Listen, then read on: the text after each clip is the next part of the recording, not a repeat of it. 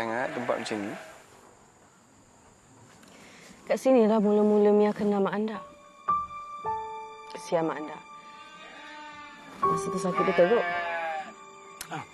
Abang ingat lagi masa tu tangan saya luka kena kuku Mak Anda. Abang apa-apa lagi. Tunjuk hero lah. Abang balut luka sayang tu dengan sapu tangan abang. Sayang.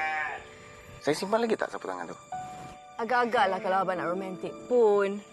Nak simpan buat apa? Mira buang lah. Yelah, lama dah cerita tu. Sayang. Abang ada great news. Great news? Great news, okey.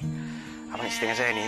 Hari ni, loan abang untuk besarkan ladang kambing ni lulus. Surprise! Alhamdulillah. Alhamdulillah. Inilah surprise yang abang nak share ni? Yelah, inilah. Okey.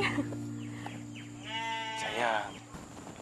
Macam tak suka je. Saya baru buat suka kan. Abang nak kembangkan lagi bisnes ni lah. Suka. Happy. Tapi perlukah abang bawa Mia datang sini? Perlulah. Ladang kambing ni takkan berjaya tanpa isteri dan anak-anak abang tau. Abang lagi semangat nak bekerja bila isteri ada kat sebelah. Kalau bisnes abang dah maju, apa kata kalau Mia berhenti je kerja? Boleh fokus ke anak-anak? Setuju. Abang setuju sebab Adam ke atau anak-anak? Sebab anak-anak lah. Adam juga. Saya tahu kan abang tak suka dengan dia. Abang lagi rela tengok kambing dia bertengok muka dia tu.